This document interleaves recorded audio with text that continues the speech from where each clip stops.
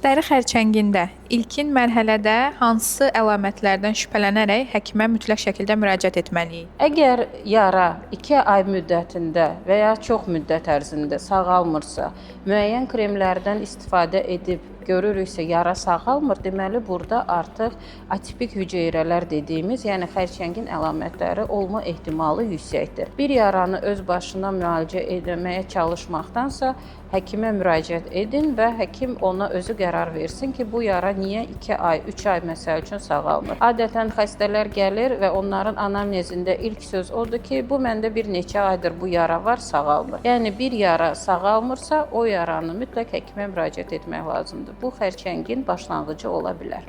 Onu da qeyd etmək istəyirəm ki, dəri xərçəngi erkən mərhələlərdə tam sağalır. Ona görə vaxtında həkimə müraciət edin. Dəri xərçənginin diaqnostikasında istifadə olunan Photofinder müayinəsi var. Bu süni intellektlə erkən mərhələdə aşkarlayır və tam müalicəsi olunur.